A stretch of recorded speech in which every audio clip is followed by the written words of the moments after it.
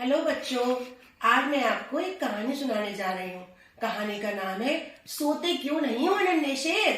ये कहानी एक नन्हे शेर की है और उसके दोस्तों की है। एक दिन नन्हा शेर अपने दोस्तों के साथ मैदान में खेल रहा था। तभी अचानक आसमान में चांद निकल आया।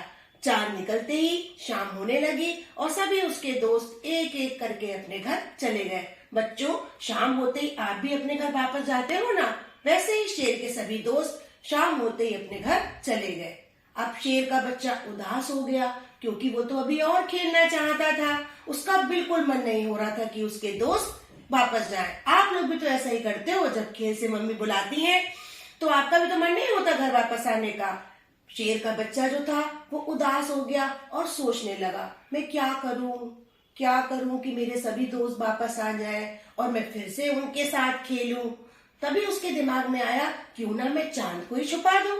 अगर मैं चांद को छुपा दूंगा तो फिर से दिन हो जाएगा और मेरे सारे दोस्त वापस आ जाएंगे और हम सब मिलके फिर से खेलेंगे। शेर ने वैसा ही किया। वो जल्दी से अपने घर की छत पर गया और उसने चांद को पकड़ने की कोशिश की, लेकिन ये क्या, चांद तो उसके हाथ में आया ही नहीं क्योंकि चांद बहुत ऊपर था।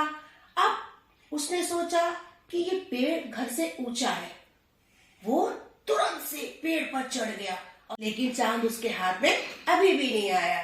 अब सोचने लगा, वो क्या करूं। तभी उसको ध्यान आया कि मम्मी ने उसे बताया था कि पहाड़ियां बहुत ऊंची होती हैं। वो जल्दी से गांव के बाहर गया और एक पहाड़ी पर चढ़ गया। पहाड़ी पर चढ़कर उसने चांद को पकड़ने की कोशिश की, लेकिन चांद उसके हाथ में अभी भी नहीं आया क्योंकि चांद और ऊंचा था। अब वो उससे ऊंची पहाड़ी पर चढ़ा, चांद अभी भी उसके हाथ नहीं आया। तब वो सबसे ऊंची पहाड़ी पर चढ़ गया।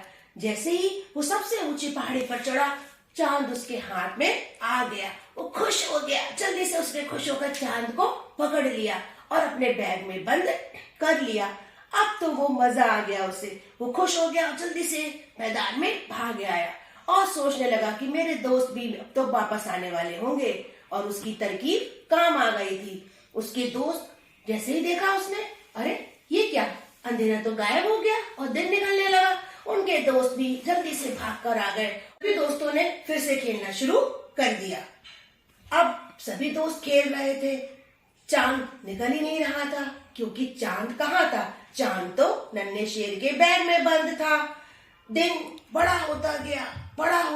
बच्चे खेलते गए। कोई पेड़ पे चढ़ रहा था, कोई मैदान में भाग रहा था। उछल कूद बच्चों ने धमाचौकड़ी मचा रखी थी और बच्चे खूब खेल के थक गए।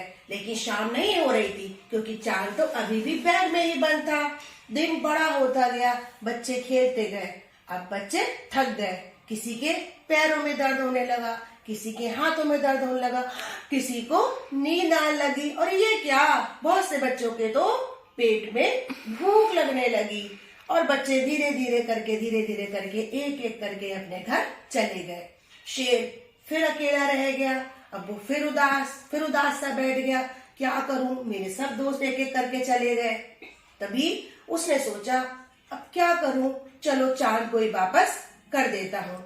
वो जल्दी से गया, पहाड़ी पर चढ़ा, उसने चांद को अपनी जगह पर रख दिया। जैसे ही चांद निकला, शाम हो गई। शेर भी शांत होकर अपने घर आ गया और उस रात को शेर का बच्चा और उसके सारे दोस्त चैन की नींद सोए।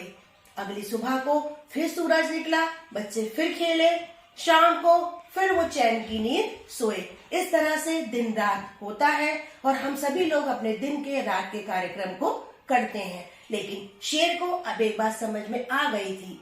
वो क्या बात थी, उसे समझ में आ गया था कि हमें प्रकृति के नियमों के खिलाफ खिलवाड़ नहीं करना चाहिए।